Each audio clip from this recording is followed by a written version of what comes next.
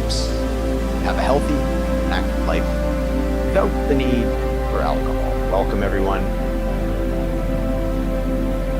Give another minute or so for everybody to show up. Anybody else that wants to show up here in live in person in color on the Zoom. We're also broadcasting to YouTube live right now. And this is one of my compliments, sound therapy song that I just created in the last couple months here. So pretty chill. I'm digging it. I hope you all do as well. Okay, I think we're going to get underway here. Anybody else who wants to trickle in, that's their prerogative. A little fade on the music here. Welcome, everybody. Welcome. So we are going to get into it here right away. Just going to get the slideshow up and running here. All right. And we want the audience window. Boom. There we have it. Alrighty. So as I suggested, there's the title here, 3 tips to have a healthy and active life without the need for alcohol. So welcome, everybody. Let's get it underway.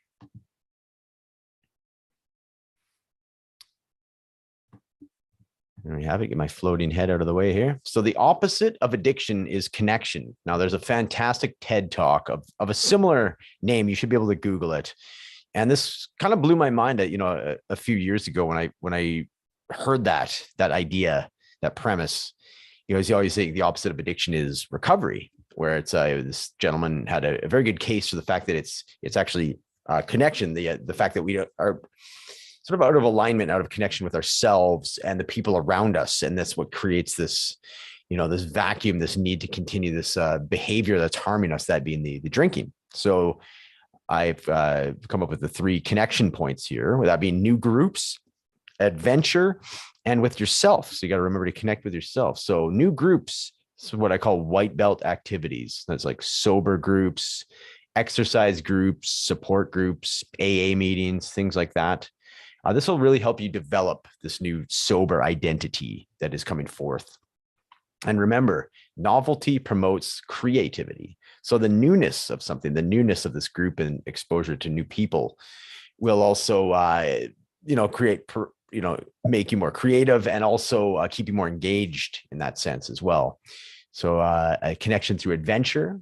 And when I think adventure, I think, connection with nature, like getting out into nature, camping, hikes, picnics, hanging out at the lake. But it can also mean, traveling to different cities. So those people that aren't as connected with it, or doesn't resonate with you to go out into nature, by all means, just go on a road trip. Road trips are great senses of adventure, right? Even within your own city, the people tend to, I know I have a little bubble I stay in. So getting out of my bubble and going across the city and seeing, there's a lot of different things that I've always wanted to check out and never seem to do. So that's a good easy way to do it as well. And then that way, for the folks that don't drive, can't do the road trips, there's many different ways, right? Or riding a bike, that sort of thing as well, right? Transit. So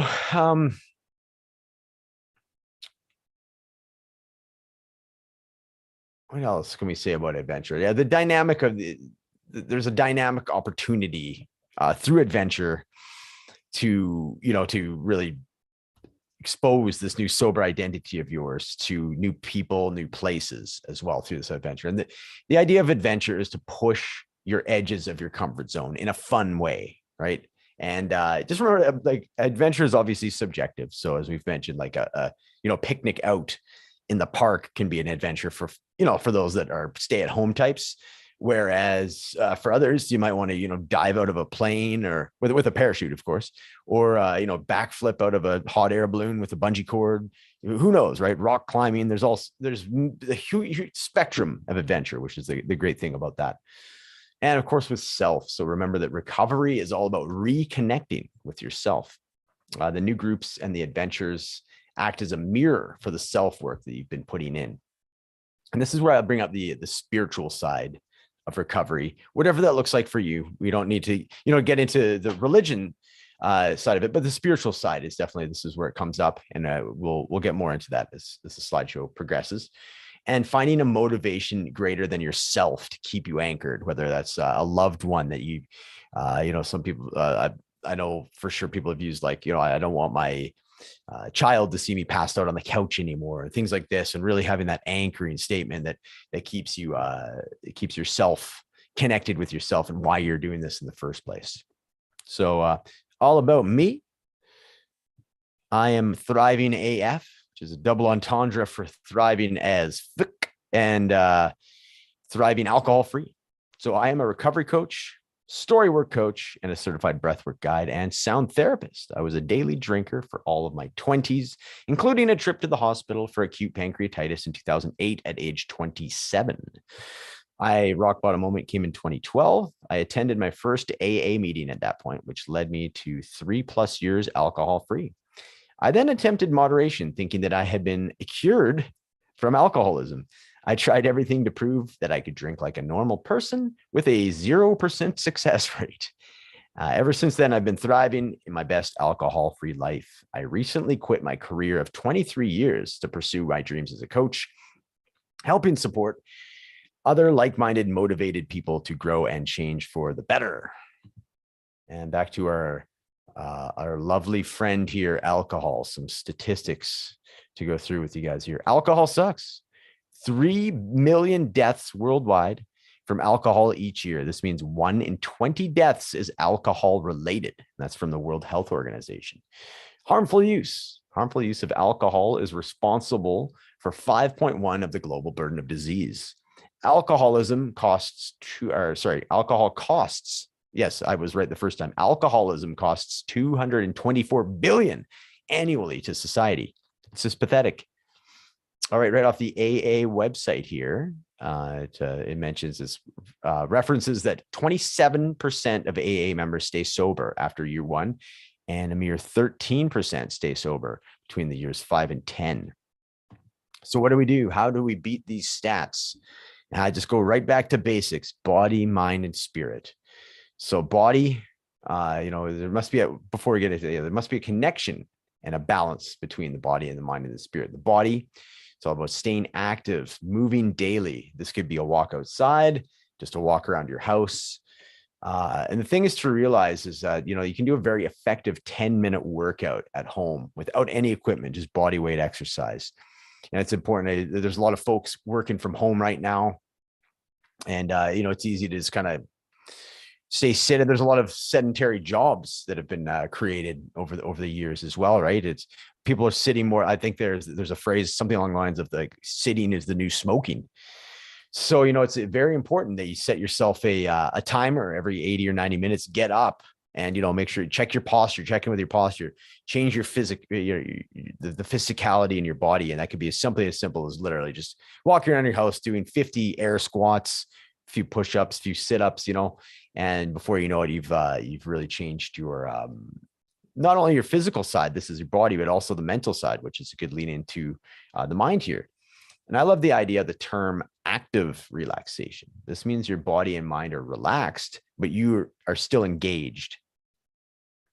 So there's examples of this that being like reading a book, playing an instrument, yoga, breath work, meditation, that sort of thing. So that's your active relaxation. And of course, mind goes without saying, but I'm going to say it anyways. Mental health aids, like finding counseling, a friend that's a really good listener, coaches, support groups, even like this really helps with that mental side of things, the mental health aids. So we got your body, we got your mind lined up. How about the spirit? So this is the spirit is the most often left behind component, the most overlooked component. And I view the spirit as sort of the bridge between like your body and your mind, right? That's like the all encompassing. So it's easy for us to, or it's easy for me to focus on working out and, doing all these podcasts and these self-help podcasts and, reading a bunch, right? But if I'm not taking care of, my feelings, my emotions, my ability to forgive, the healing of the traumas and such, the body and mind, it's just not going to work, right? So you have to have the balance of all three. So spirit means healing the why behind your addiction. So why, what's behind the addiction? What was the purpose? What purpose did the drinking serve? What were you escaping? What were you trying to, outrun? What were you burying? What were you numbing? So that's where this comes in. And this is your body, mind, and spirit. So our emotions are often so repressed or hidden away. Now it's time for us to like at least come to the forefront and just very intentional about it. Feel through them. It's very important that we do this. Allow these emotions and allow the uncomfortableness to surface. Depending on the degree of trauma, I highly recommend getting some professional help at this side of things. When you're getting into traumas and you're getting into, things of that nature that are a lot deeper that we have been repressing, I would highly recommend getting some help with that. The body and the mind side of things, for the most part, you can take care of it on your own. Of course, you can outsource, personal trainers and like we mentioned with the mental health, the counselors and such. But definitely for this, when you start getting into the more spiritual side, I highly recommend that. But in the meantime, you can also do some journaling and find a creative endeavor that will help you actually process the pain or the trauma in a more abstract and therefore safe way.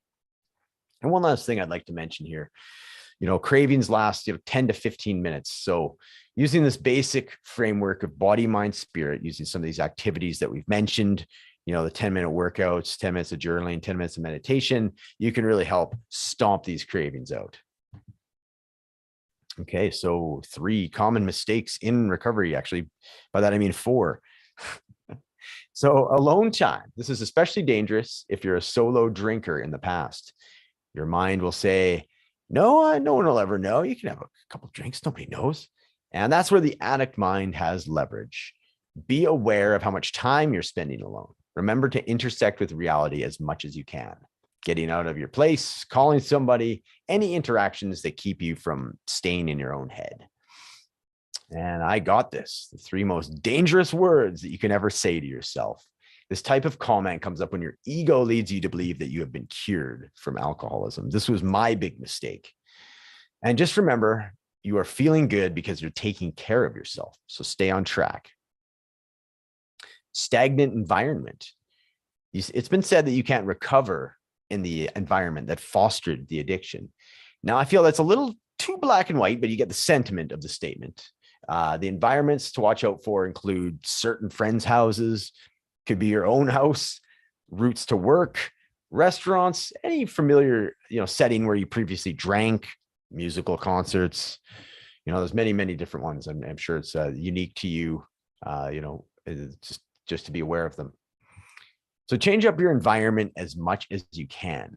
If you're talking about your own place, if we're talking about your own place here, just reorganize the furniture and, change it up in your own place, like the feng shui, have some fun with it that way, change things up. Be aware that you can change your route to work. So you don't pass that liquor store that you always used to stop on the way home, and be hyper aware of the surroundings throughout the day. And number 4, willpower alone. So I'm sure this will resonate with some folks. You cannot stay sober on willpower alone. And yes, there will be a time for willpower. Yes, but you will always need more than just willpower to sustain your recovery. Along with willpower, there's always a need for, the connection, the accountability, the collaboration with others, the mental health guidance. There's many, many different things. Willpower, as mentioned, that's why I said willpower alone, because willpower is great, but you need it. It's just a tool that goes along with everything else in your toolkit. So keep that in mind. Okay, and does it pass the 3 C's test? So when you're looking and taking on a new project, or looking to fill your time with something, run it through this test, the 3 C's. Connect. Does it connect you? This is a key recurring theme in this presentation. Connection with friends, family, new groups, connection with yourself through mindfulness and journaling. Connection means engagement, which means a lot less chance of boredom. This also helps your feeling of self-worth and confidence quite a bit. Create. Does it create engagement? What you focus on creates your feelings, and your quality of your feelings is the quality of your life.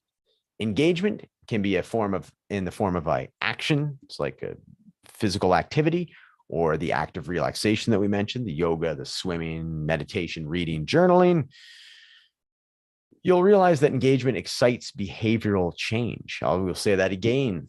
Engagement excites behavioral change. So if a new habit maintains your enthusiasm and curiosity, the habit is much more likely to stick. Cool. So that's the creation of engagement, the connection. And third is change. Does it change your perspective? Environmental change is crucial at this point, as we've mentioned, to break old habits. Adventure is the most fun and easy way to change your perspective. Embracing this change in perspective will bring on a heightened sense of confidence with practice. Changing your perspective is also a great way to integrate this new sober identity that you've been cultivating. So the 3 C's: connect, change, and create.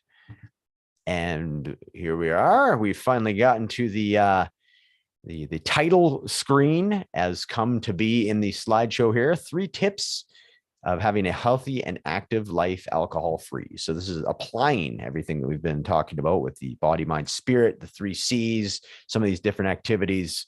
Let's put it all into context here. So we got social groups, adventures, and mindfulness. What does it look like? Social groups. There's a new social group, like a sober group, for example, that provides all 3 of the 3 C's: connection, creation, and change with like-minded people. Adventures. Adventure is a great way to stay engaged.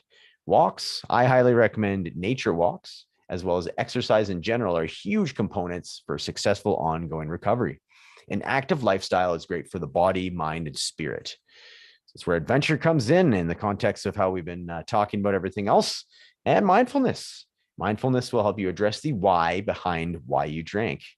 This is when you realize that alcohol is the secondary problem. And then you ask yourself, what is behind my addiction? So take some time to work on this. And this will be the breath work, the meditation, the journaling, the coaching, the counseling. All of this comes in. For some, this will be the hardest work. This is the shadow work. This can be very uncomfortable. That being said, it is crucial in order to maintain and sustain a healthy and active recovery. So recommendations, how can we go about, finding some of these things? So meet new people. There's sober groups online on Reddit or Facebook, and there's a ton of proud sober people and a wicked community on Instagram as well.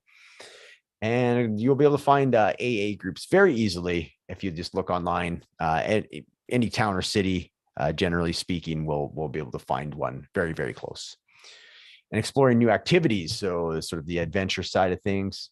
There's going to be these white belt activities that we talked about earlier with the exercise groups. You got your painting classes, creative writing groups, jam bands, you name it. Just remember to keep an open mind when you're doing these new activities. Keep it light and fun. Sobriety can be very awkward, and so can be being a beginner at anything. There is a lot of parallels between sobriety and new activities in that sense. It's kind of funny to think, but entirely true. Mindfulness tips. Mindfulness can be very challenging for those who are not used to it. The ones that, let's face it, we've previously been using alcohol to silence our minds as opposed to meditation. So this was where, you got to flip the switch a little bit here. And I recommend seeking out guided meditation tracks and online programs and apps to start. I highly recommend there's a meditation app called Omvana. So it's Omvana, Omvana. It's part of the Mind Valley package, and it does fantastic. It's not completely unlocked. You can get the free version, which has like 30 or 40% of it, or I don't know, somewhere in there as far as being unlocked. And there's some wonderful instrumental pieces where you can actually has like a timer attached. It's like, how long do you want to play this for? So you can listen to it. For myself, just with my workflow at home, I'll do like 90-minute bursts and then take a break, right? So I'll set this kind of meditation instrumental music for 90 minutes, hit the timer. And then when the timer runs out, boom, I know it's like time for lunch or, get up, move around like we've been talking about, right? So highly recommend that. And of course, it's great for the actual meditation side of things as well. It's got some guided meditation tracks on there. So highly recommend that one, Omvana. I hope I'm saying that, Omvana. Either way, that one. All right. So this is a great quote, and this is what I was talking about as far as the similarities between adventure and sobriety. So it's kind of fun. There's a lot of parallels here. Adventure is a tolerance for adversity. You can almost swap out, just picture like while I'm reading it, swapping out sobriety for adventure. Adventure is tolerance for adversity. It is our ability to be resilient in the face of challenges, our willingness to laugh, use humor, and be graceful during difficult situations. The opportunity we face to take a step back and acknowledge the sometimes absurd aspects of being human, embrace it, and continue on. So super good quote there from Psychology Today. Another one I popped on the side here as well. Adventure, living at the crossroads of your values. Yes, and I would love to hear from you. I'd love to further a conversation here. Thanks again for everybody for showing up tonight. I do offer a free 90-minute discovery call, and there's my website, recoveryroadmap.me. That is where you find me on Instagram as well, recoveryroadmap.me, and I'm on TikTok as well with that. Email if you want to shoot me an email there, mattgardner780@gmail.com. I'd love to hear from you, continue this conversation. And what we cover in the discovery calls, generally speaking, unless you have qualms or queries, we can address those as well. But generally speaking, what we do is we go through your stories around alcohol, discuss your core values, and some of the alcohol-free goals that really ignite you, and get into that and what that looks like and how that can change your life, for the better. But as far as the core values, what I mean by that is, like, I know for myself, after I got sober, my priorities and my values had very much shifted and changed. And it took me a while to recalibrate what my core values really were. It took me quite some time. So it's very good to address that. And that's a big part of the call as well. Yes, but. So life begins after yes, but. This is kind of a cool interactive exercise we're going to do here before we wrap things up. I'd like you all to finish this phrase. Yes, my life is good, but. Finish that, and I'll give you a minute while I slam some bubbly water here.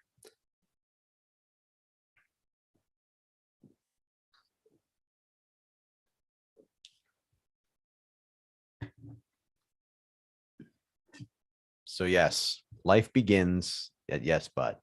Yes, my life is good, but I wish I traveled more. Yes, my life is good, but I wish I had more fun. Yes, my life is good, but I wish I was being truer to myself. So somewhere in there, there's like a very key, something that you've just admitted to yourself, a very key phrase or a set of words that I'm sure resonate with you. So if you desire to live your best alcohol-free life without the yes, but, you are in the right spot, my friends. Go. Final slide on the delayed reaction. There we go. So book your free 90-minute discovery call. We can continue this conversation. Website again, recoveryroadmap.me. Also recoveryroadmap.me on Instagram and TikTok.